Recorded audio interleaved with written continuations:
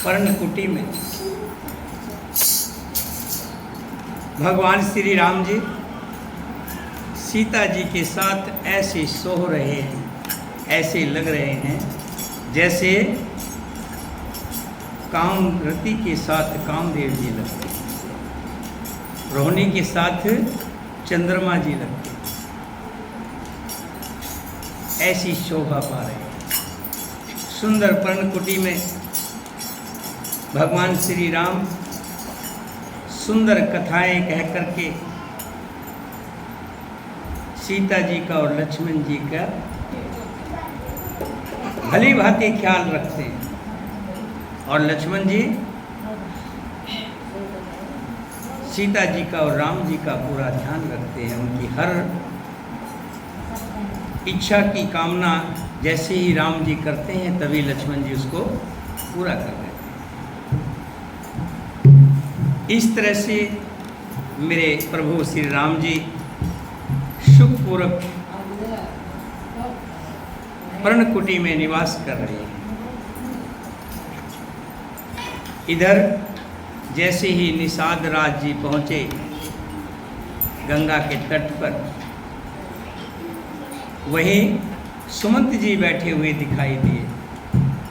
सुमंत जी अभी गए नहीं हैं, इंतजार कर रहे हैं कि राम जी के साथ, निषाद राज जी के साथ राम जी, लक्ष्मण जी, सीता जी अवश्य लौट कर आएंगे। इसी इंतजार में बैठे। जैसे ही निषाद राज पहुंचे, उनको बिना राम लक्ष्मण का देख करके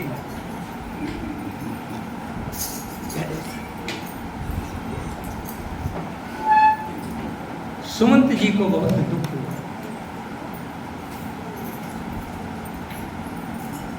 निषाद राज को अकेला आया देखकर सुमंत जी कहते हैं, हाय राम, हा सीते, हा लक्ष्मण पुकारते हुए बहुत व्याकुल होकर धरती पर गिर पड़े।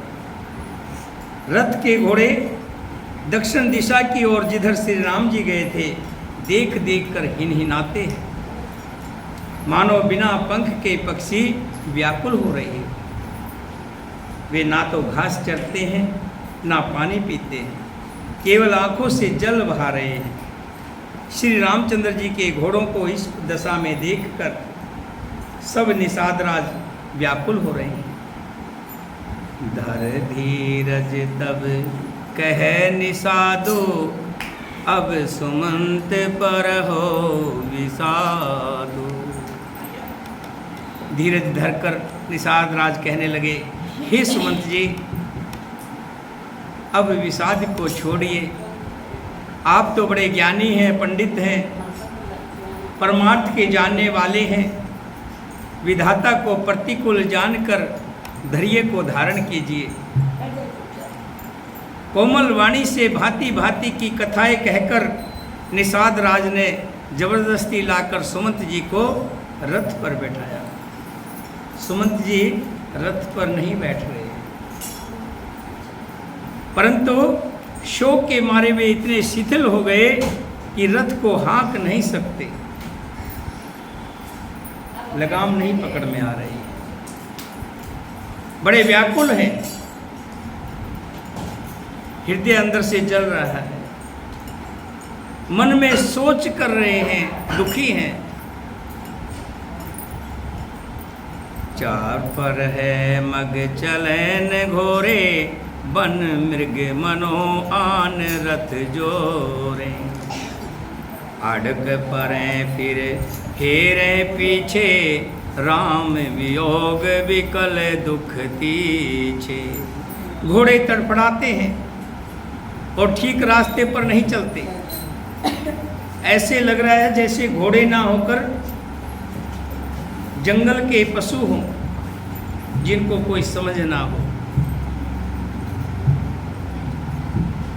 वियोगी घोड़े कभी ठोकर खाकर गिर पड़ते हैं, कभी घूमकर पीछे की ओर देखने लगते हैं। वे अंदर से राम जी के ना मिलने का दुख मना रहे हैं। सोचिए, जब घोड़ों को यानी जानवरों को इतना दुख है, भला उस अयोध्या नगरी का क्या हाल हुआ होगा।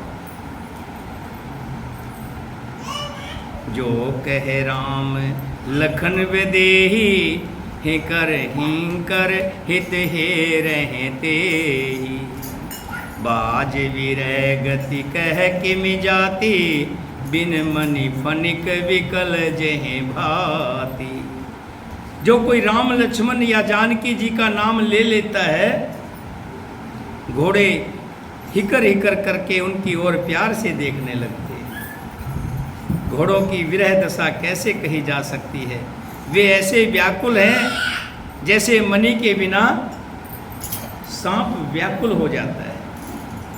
मणि खो जाए सांप की तो सांप कैसे भ्रमता है। भयो निषाद विषाद बस, देखत सचिव तुरंग। बोल सुसेवक चार, तब दिए सारथी संग।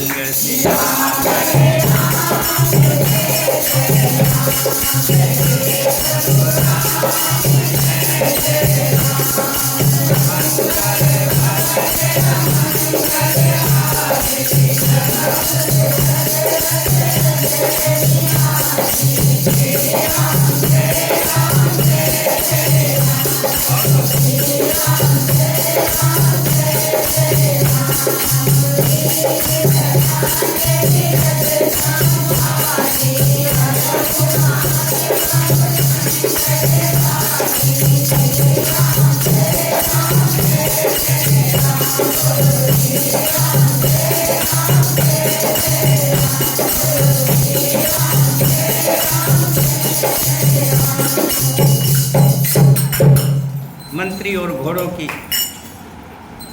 दशा देखकर निषाद राज विषाद के वश हो गया। फिर उसने अपने 4 और निषादों को बुलाया, जो निषाद राज के उत्तम सेवक थे। उनसे कहा कि आप सुमंत जी के साथ चलिए, क्योंकि सुमंत जी घोड़ों को संभाल नहीं पा रहे हैं। घोड़े कभी इधर जा रहे हैं, घोड़े कभी उधर जा रहे हैं, मानो मुड़ मुड़ कर चाहते हो कि हम श्री राम जी के पास जाएंगे, अयोध्या लौट कर नहीं जाएंगे। वे चारों निषाद रथ लेकर अवध को चले। सुमंत और घोड़ों को देख देख कर वे भी दुख में डूब जाते हैं। व्याकुल और दुख से दीन हुए सुमंत जी सोचते हैं रथ में बैठे हुए कि श्री रघुवीर जी के बिना, भगवान के बिना जीना बेकार है। ये शरीर, ये प्राण निकल क्यों नहीं गए, ये क्यों जीवित है। जब श्री राम जी नहीं आए तो ये प्राण क्यों आए? इन प्राणों को तो एक दिन निकलना ही है, आज ही क्यों नहीं निकल गए? कम से कम यश के पात्र तो बनते कि श्री राम जी के वियोग में प्राण निकल गए। सुमंत जी हाथ मलमल कर और सिर पीट पीट कर पछताते हैं, जैसे मानो कोई कंजूस धन का खजाना खो बैठा हो। वे इस प्रकार चले मानो कोई बड़ा योद्धा वीर का वाना पहनकर और उत्तम सूरवीर कहलाकर युद्ध से भाग लिया।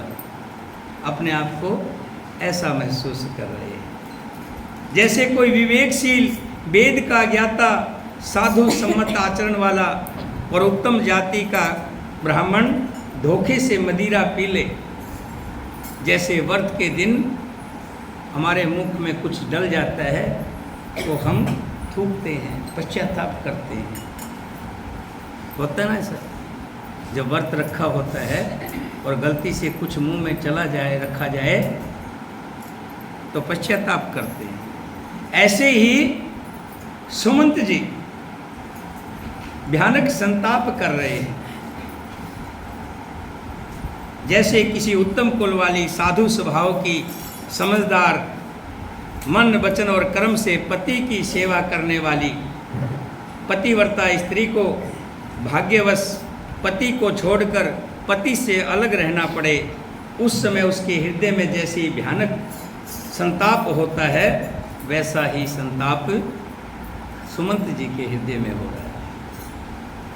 नेत्रों में जल भरा है, दृष्टि मंद हो गई है, कानों से सुनाई नहीं पड़ता, व्याकुल हुई बुद्धि बेठिकाने हो रही है, होठ सूख रहे हैं, मुंह में लाठी लग गई है, किंतु ये सब मृत्यु के लक्षण हो जाने पर भी प्राण नहीं निकलते, क्योंकि हृदय में अविधि रूपी किवाड़ लगे हैं। ये लक्षण बताए हैं। जब व्यक्ति के प्राण निकलने वाले होते हैं तब मुंह सूख जाता है, मुंह पे लाठी लग जाती है, आंखों में डीढ़ हो जाती है, कानों से सुनाई देना बंद हो जाता है। आज सुमंत जी के वही लक्षण हैं, लेकिन प्राण नहीं निकल रहे। क्यों? कि 14 साल का इंतजार है, श्री राम जी लौटेंगे।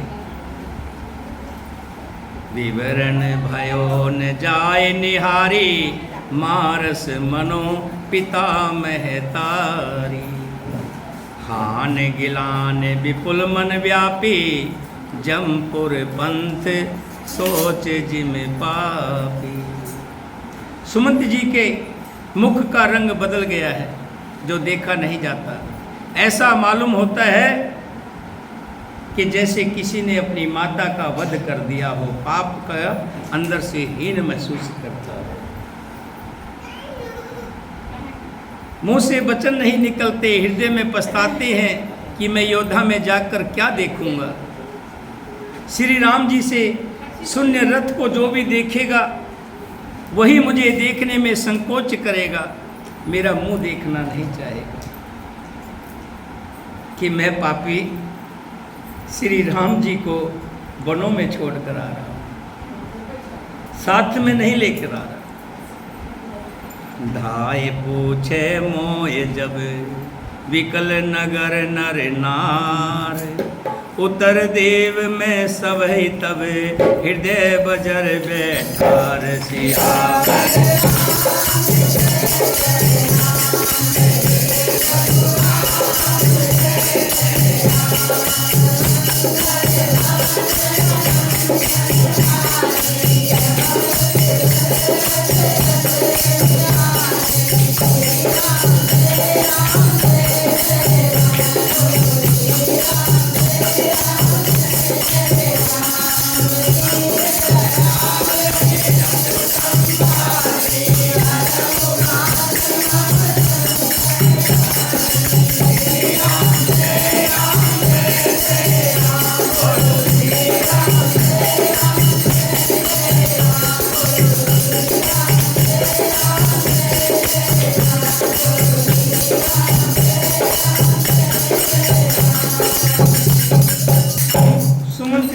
सोच रहे हैं। जब रथ को देखेंगे योद्धा के लोग, दौड़े दौड़े रथ के पास आएंगे और मुझसे जब पूछेंगे, मैं उनको क्या उत्तर दूंगा? जब दीन दुखी सब माताएं पूछेंगी, आह विधाता, मैं उन्हें क्या कहूंगा? जब लक्ष्मण की माता मुझसे पूछेगी, तब मैं उन्हें कौन सा सुखदायी संदेश सुनाऊंगा? राम जन जब आए धाई, सुमर बछोज में धेन लिवाई, पूछत उतर देव में तेही, गे बन राम लखन विदेही। श्री राम जी की माता जब इस प्रकार दौड़ी आवेगी, जैसे नई ब्याई हुई गो बछड़े को याद करके दौड़ी आती है, तब उनके पूछने पर मैं उन्हें यही उत्तर दूंगा कि श्री राम जी, लक्ष्मण जी और सीता जी तो वन में छोड़ आया। जो ये पूछे ते ही उत्तर देवा, जाए अवध अब यही सुख लेवा। जो पूछेगा उसको यही उत्तर दूंगा। अब यही सुख देखना बाकी रहा है। दीन महाराज, जिनका जीवन श्री रघुनाथ जी के दर्शन के ही अधीन है, जब वो मुझसे पूछेंगे, तब मैं कौन सा मुंह लेकर उन्हें उत्तर दूंगा कि मैं राजकुमारों को कुशल पूर्वक पहुंचाया हूं। लक्ष्मण, सीता और श्री राम जी का समाचार सुनते ही राजा दशरथ जीवित नहीं बचेंगे।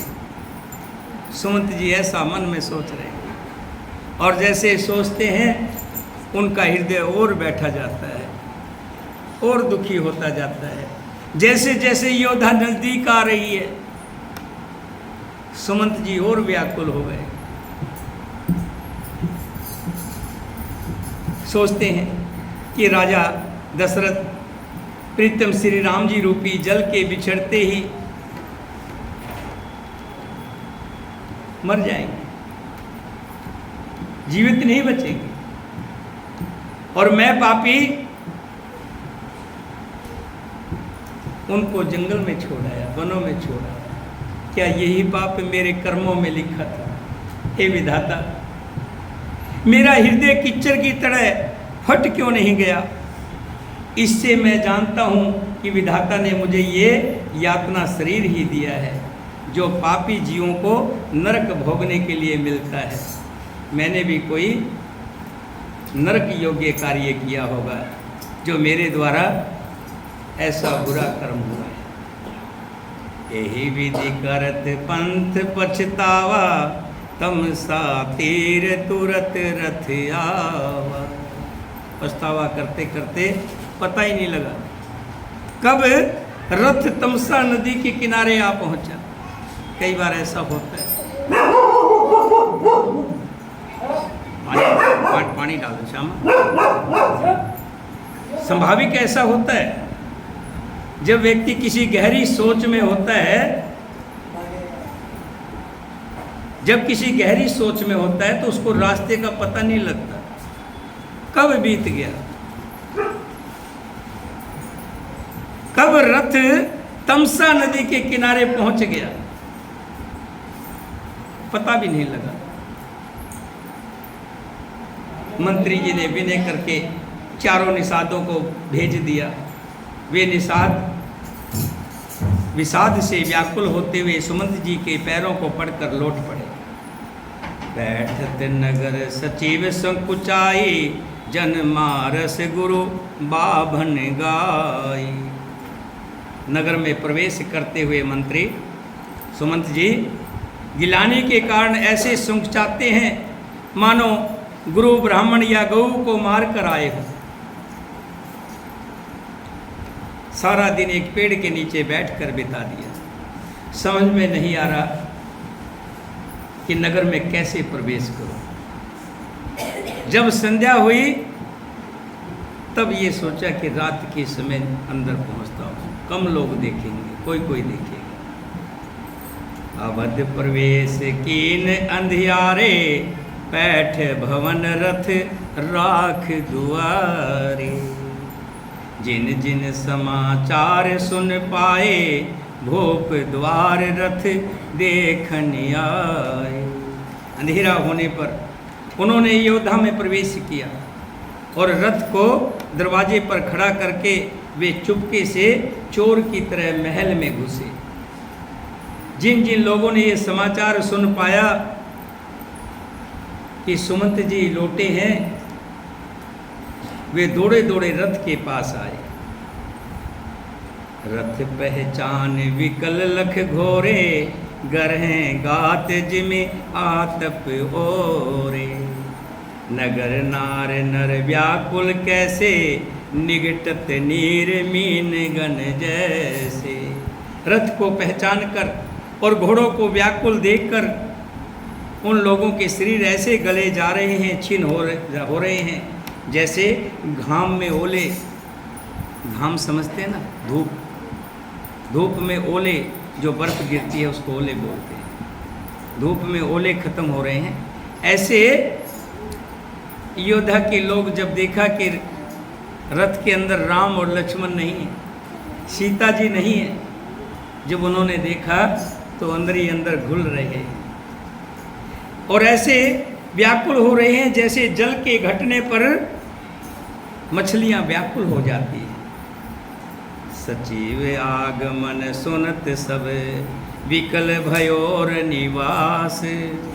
भवन भयंकर लागते ही, मानो प्रेत निवास।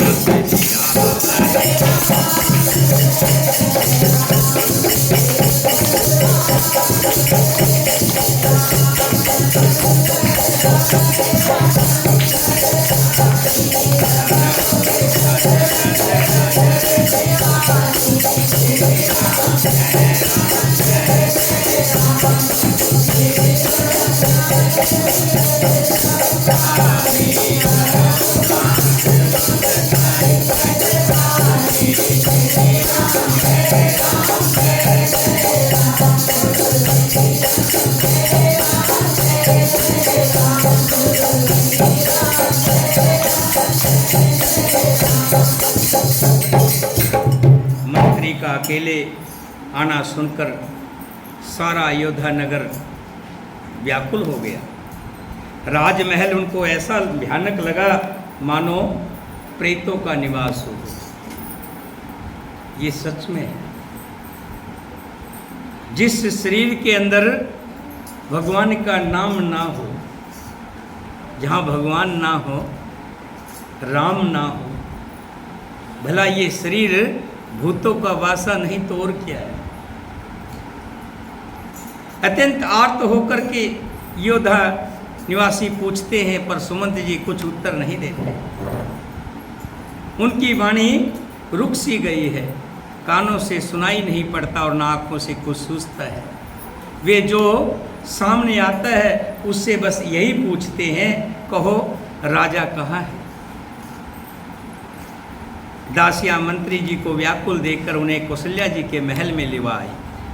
सुमंत जी ने जाकर वहाँ राजा को कैसे बैठे हुए देखा, मानो अमृत का चंद्रमा हो। राजा आसन सैया और आभूषणों से रहित है। कोई आसन नहीं, कोई आभूषण नहीं, बाल बिखरे हुए हैं, कानों के कुंडल कहीं हैं, मुख मलिन है और पृथ्वी पर पड़े हुए हैं। वे लंबी सांसें लेकर इस प्रकार सोच करते हैं मानो राजा यताति स्वर्ग से गिरकर सोच कर रहे हो। राजा क्षण क्षण में सोच से छाती भर लेते हैं।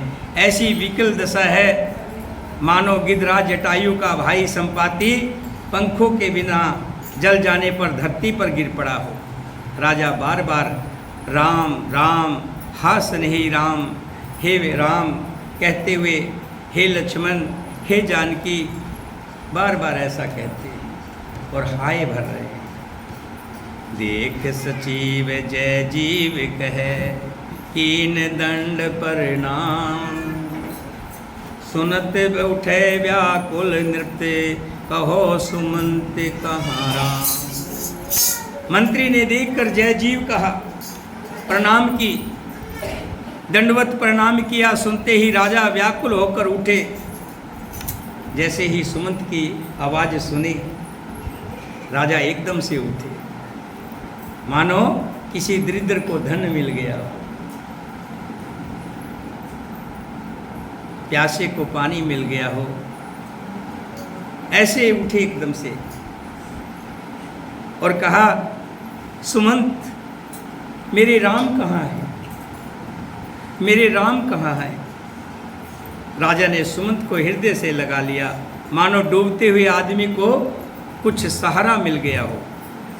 मंत्री को स्नेह के साथ पास बिठाकर नेत्रों में जल भरकर राजा पूछने लगे, क्या राम कुशल कहो सखा स्नेही, कह रघुनाथ लखन वेदेही। आन फेर की बने सिधाए, सुनत सचिवन लोचन जल छाए। राजा दशरथ कहते, हे मेरे प्रेमी, हे मेरे सखा, श्री राम की कुशल कहो, बताओ श्री राम और जानकी कहाँ हैं? उन्हें लौटा लाए या वो वन को चले गए? ये सुनते ही मंत्री रोने लगे, आंखों से नीर बहने लगा। शोक से व्याकुल होकर राजा फिर पूछने लगे, सीता, राम और लक्ष्मण कहाँ है? उनका संदेशा तो बताओ। श्री रामचंद्र जी के रूप, गुण, शील और स्वभाव को याद कर करके राजा हृदय में सोच करते हैं और कहते हैं, मैंने राजा होने की बात सुनाकर वनवास दे दिया।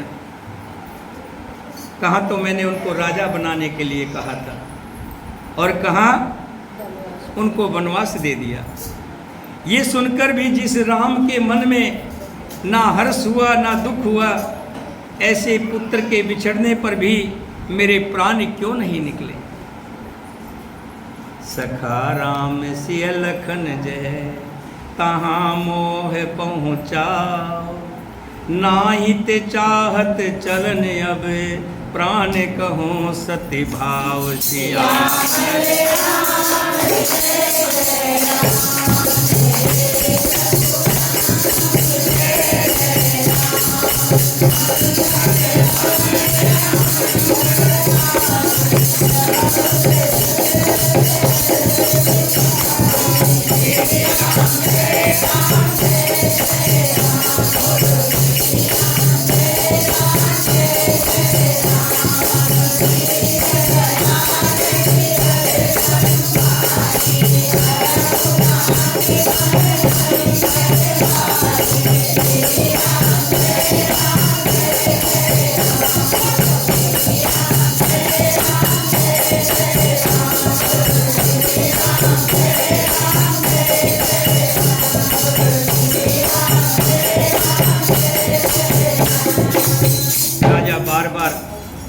मंत्री से पूछते हैं, मेरे प्रीतम पुत्रों का संदेश सुनाओ।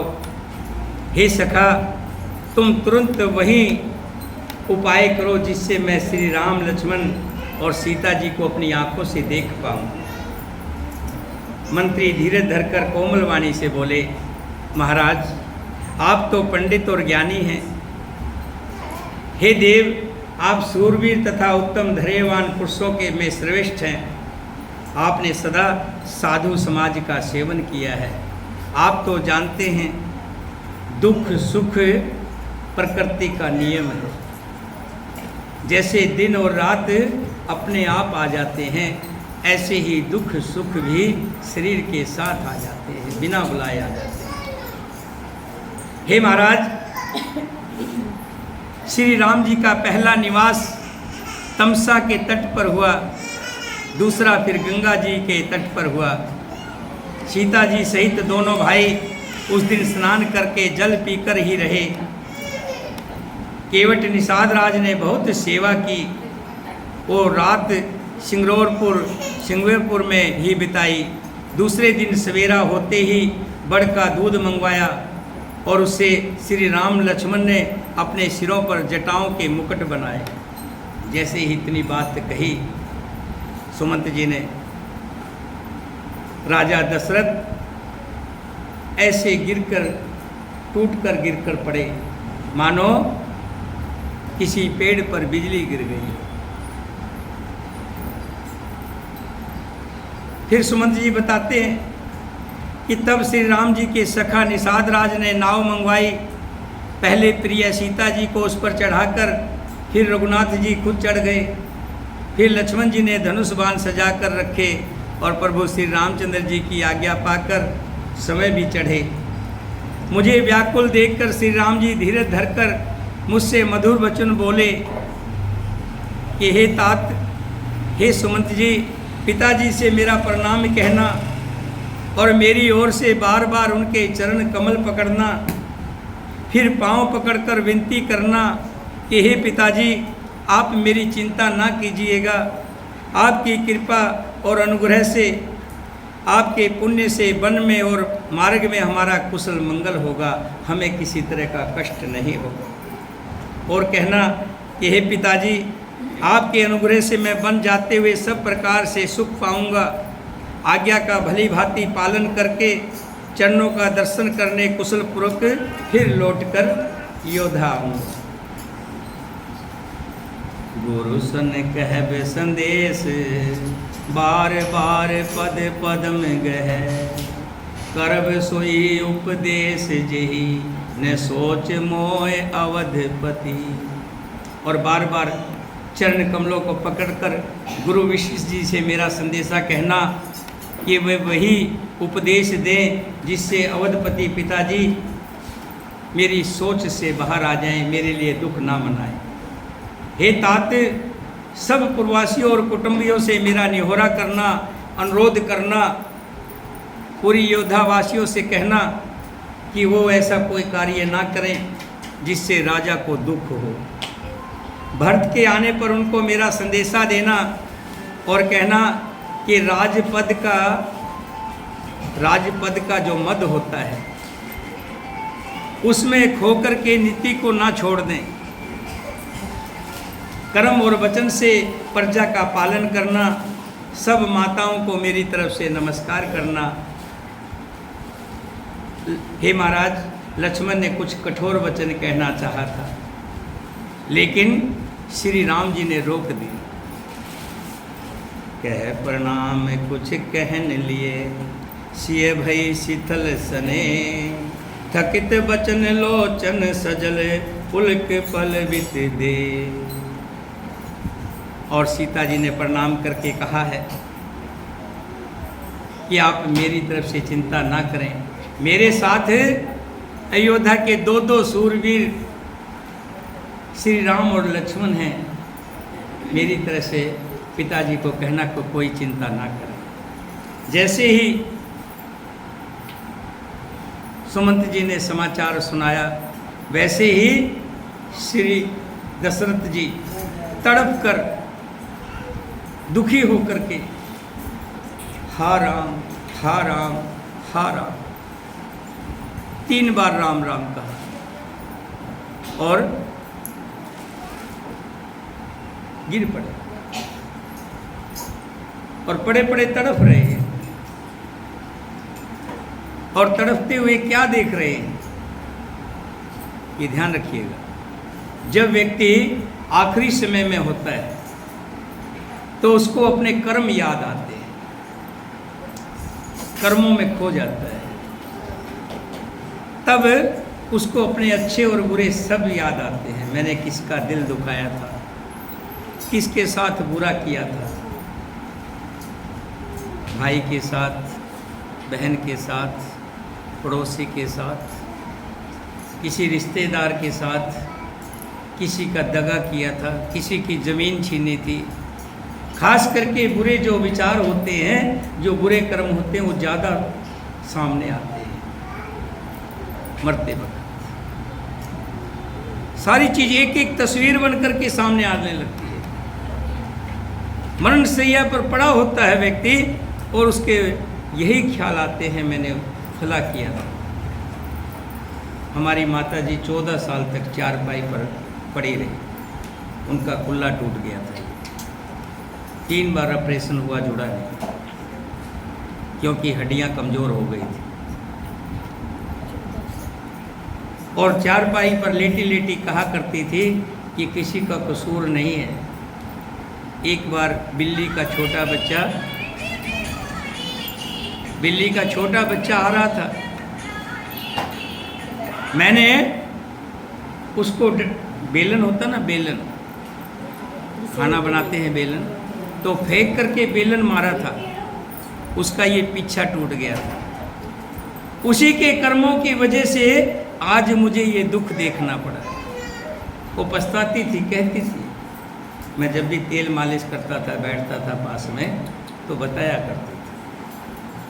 ऐसे ही व्यक्ति जब मरण शैया पे होता है, आज राजा दशरथ जी भी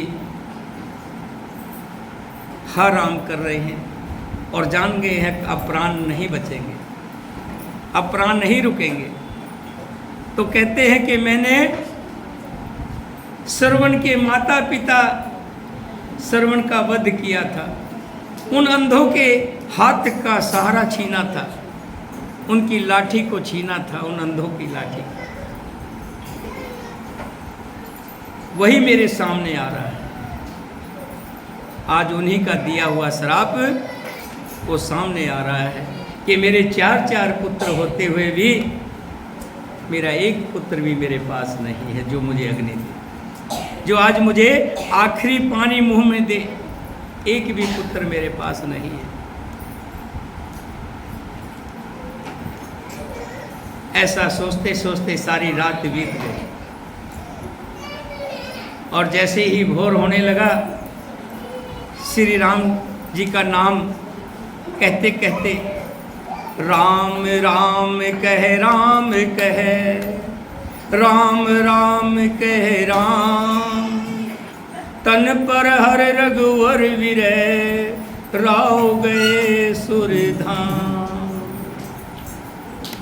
राम राम कहकर फिर राम राम कहकर फिर राम राम कहकर और फिर राम राम कहकर राजा श्री राम के विरह में शरीर त्याग कर सुरलोक को सिधारा।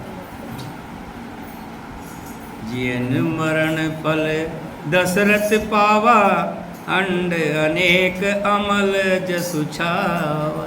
देखिए, जीवन का असली फल तो दशरथ जी ने पाया। जब तक जीवित रहे अपनी आंखों से श्री राम जी के दर्शन करते रहे,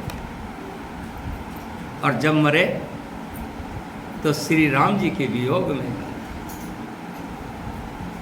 शोक विकल सब रोए रानी, रूपशील बल तेज बखानी, करे विलाप अनेक प्रकारा, परे भूमि तल बार ही बार। सब रानियां शोक के मारे व्याकुल हो रही हैं। वे राजा के रूप, शील, बल और तेज का बखान कर करके अनेकों प्रकार से विलाप कर रही है और बार बार धरती पर गिर गिर कर पड़ती है। दास दासीगण व्याकुल होकर विलाप कर रहे हैं। नगर निवासी घर घर में रो रहे हैं। कहते हैं कि आज धर्म की सीमा, गुण और रूप के भंडार, सूर्य कुल के सूर्य अस्त हो गए। सब कैकेयी को गालियां दे रही हैं, जिसने संसार भर को बिना नेत्रों का कर दिया, अंधा कर दिया। इस प्रकार विलाप करते करते रात बीत गई। प्रातःकाल सब बड़े बड़े ज्ञानी मुनि आए। तब वशिष्ठ जी ने समय के अनुकूल अनेक इतिहास कह कर के सबको समझाया कि जीवन मरण तो प्रभु के हाथ में है, विधाता के हाथ में है। कोई जाने वाले के साथ कोई गया है क्या, इसलिए धीरज धरिए। बहुत प्रकार से समझाया और फिर 2 मंत्रियों को, भरत जी और शत्रुघ्न को लिवाने के लिए भेजा और कहा जाकर के कुछ मत बताइएगा, कहिएगा कि गुरु जी ने बुलाया है, इसके अलावा और कुछ मत कहिएगा। जाकर भरत जी से इतना ही कहिएगा कि दोनों भाइयों को गुरु जी ने बुलाया है।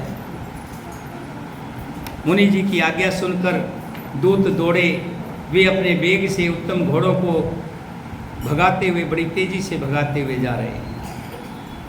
अनर्थ अवध अर भैव जब ते कुसुगन होय भरत कहो तब ते।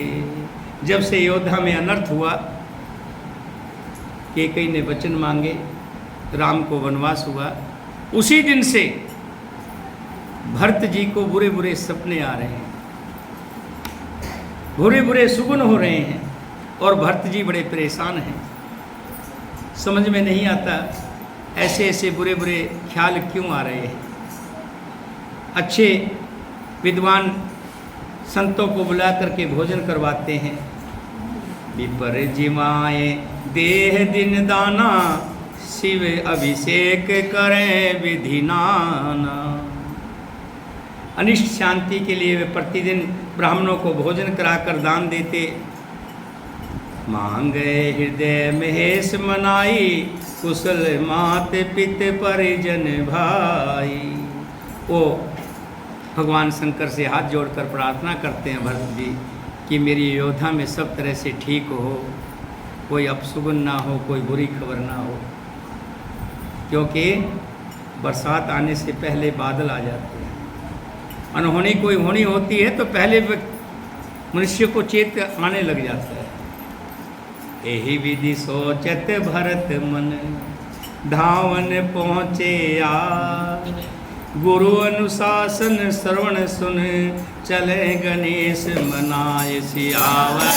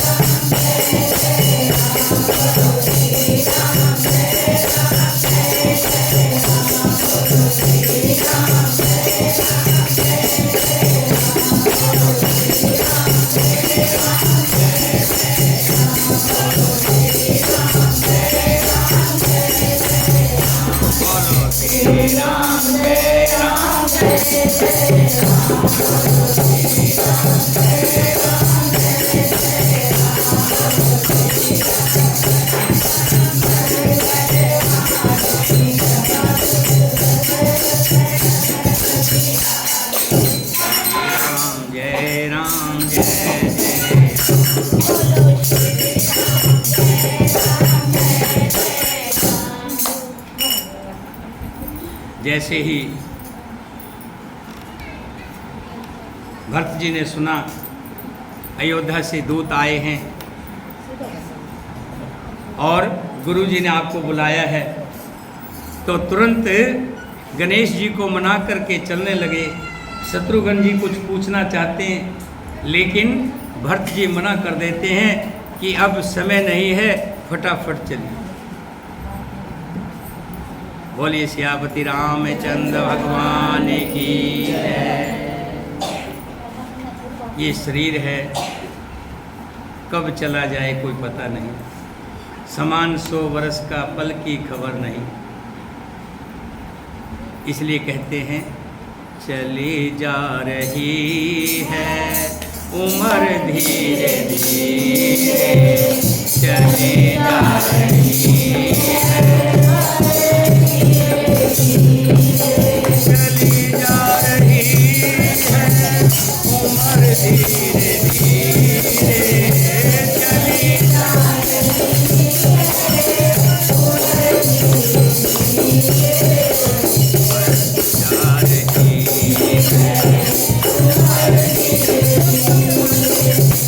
जो करते रहोगे भजन धीरे धीरे, जो करते रहोगे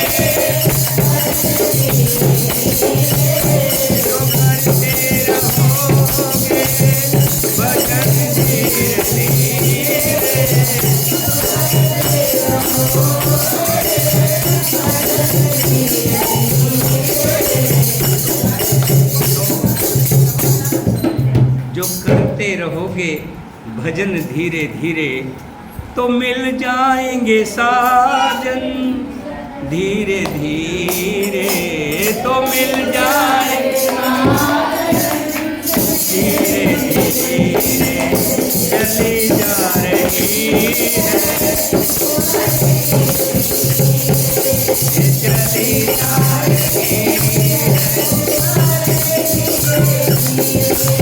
पल पल युवाठो पहर धीरे धीरे, पल पल जा रही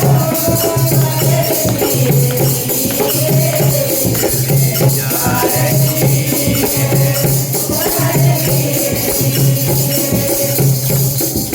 बचपन भी जाए जवानी भी जाए, बचपन भी जाए,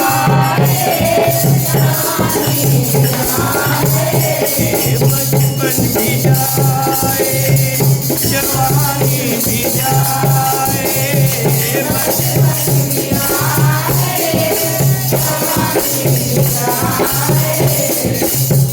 जवानी बचपन गया पता ही नहीं लगा कब चला गया।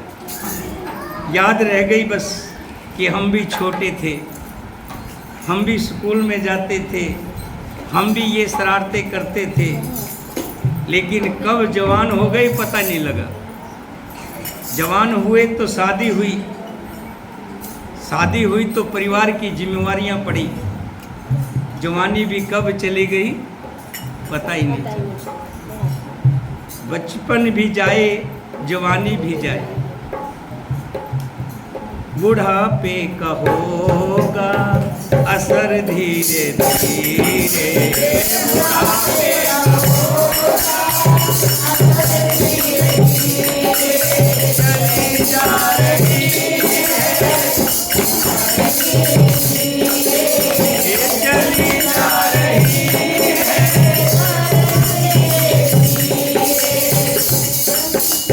क्या होगा? अब जवानी गई, बचपन गया, फिर जवानी गई, तो बुढ़ापे में कमर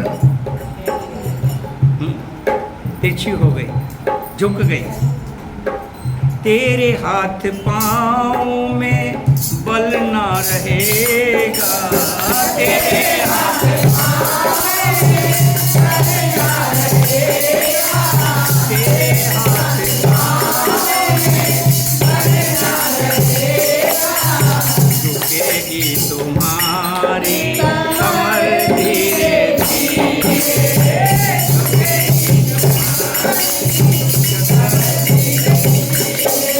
चली जा रही है, चली जा रही है। बुराई से ओह क्या कहते हैं, देखिए सबसे बड़ी बात है, किसी का अच्छा हो तो अच्छी बात है, लेकिन हमसे किसी का बुरा ना हो। हम जब सब कथा समाप्त करके आरती करके क्या कहते हैं कि हे प्रभु तन से मन से वचन से किसी का बुरा ना हो, कोई ऐसा कार्य ना हो जिससे किसी का बुरा हो, कोई ऐसी वाणी ना बोली जाए किसी का मन दुखी हो, कोई ऐसा विचार मन में ना आए जिससे किसी का अहित हो। बुराई से मन को बंदे हटा ले, बुराई बुराई से मन को बंदे हटा ले, बुराई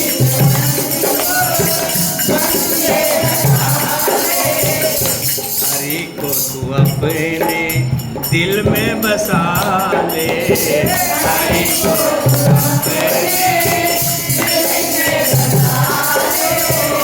बन जाएगा जीवन धीरे धीरे, बन जाएगा, चली जा रही है, चली जा रही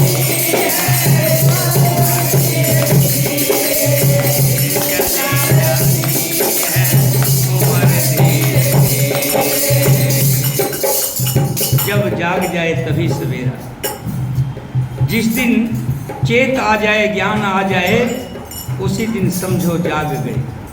जब जान लें कि ये दुनिया धोखा है। कल मैंने भजन के माध्यम से बताया था कि दुनिया के रिश्ते सब दिखावटी हैं, मतलब से है, स्वार्थ से है। कोई भी रिश्ता मेरा नहीं है, मेरे साथ रिश्ता नहीं है, सब मेरे स्वार्थ से जुड़े हुए हैं। और जैसे ही स्वार्थ पूरा होता है तब सब दूर हो जाते हैं। जैसे जब तक गुड़ होता है मक्खी आती है, और जब गुड़ नहीं रहता वहाँ पर तो कोई मक्खी दिखाई नहीं देती, सब दूर हो जाती है, कोई नहीं आती वहाँ पर, अकेला रह जाता है इंसान। बोलिए सियापति रामचंद्र भगवान की जय। मंत्रों का जाप करेंगे। उसके बाद आज पूर्णिमा है। एक मिनट रुकिए, ऐसा नहीं, दान का दिन है, क्योंकि आज पितरों की पूर्णमासी है। और सत्य मार्ग पर जो व्यक्ति सत्य मार्ग का कार्य करता है तो उसका सबसे पहला फर्ज बनता है अब आप भी जीवे और दूसरे को भी जीने दें, आप भी गावे और दूसरों से भी गवावे। क्या भजन, आप भी गावे दूसरों से भी गवावे, आप भी सत्संग में आवे और दूसरों को भी लेकर आवे। ये एक अच्छे इंसान का फर्ज बनता है।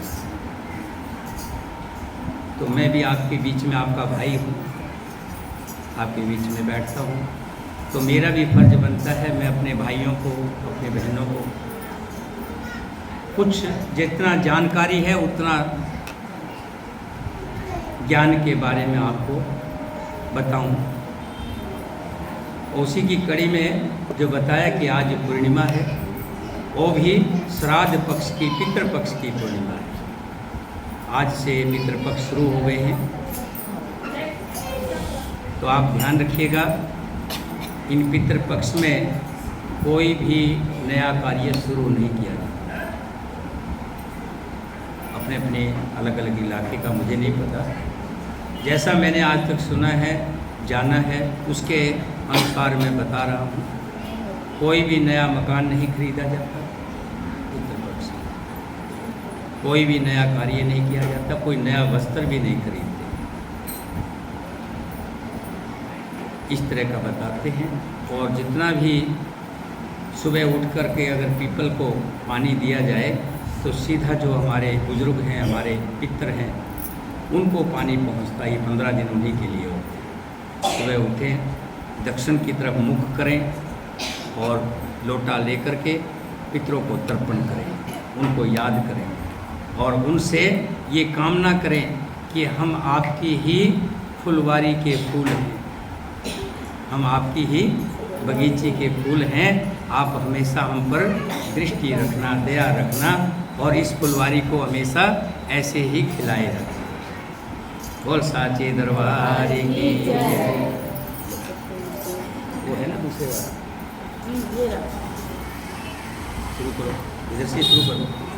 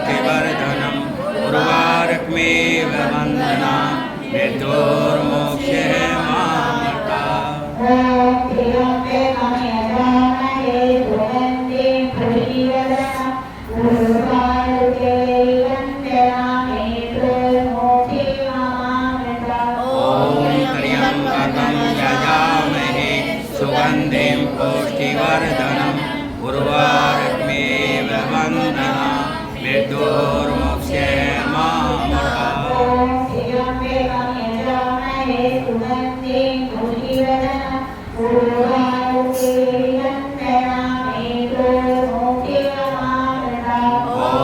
त्र्यम्बकं यजामहे सुगन्धिं पुष्टिवर्धनम् उर्वारुकमेव वन्दना मृत्योर्मुक्षे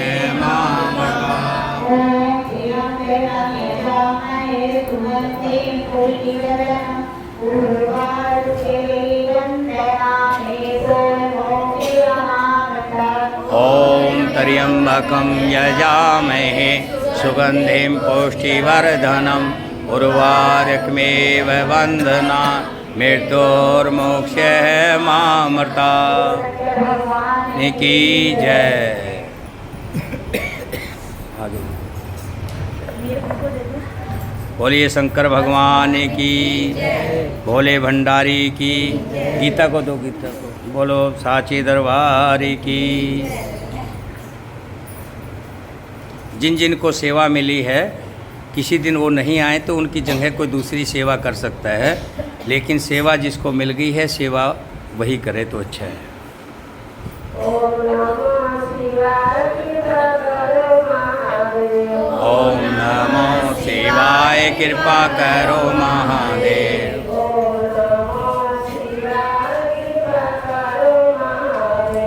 ओम नमो शिवाय कृपा करो महादेव।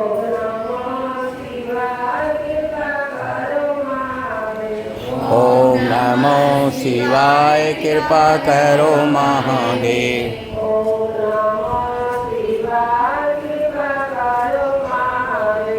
ओम नमो शिवाय कृपा करो महादेव।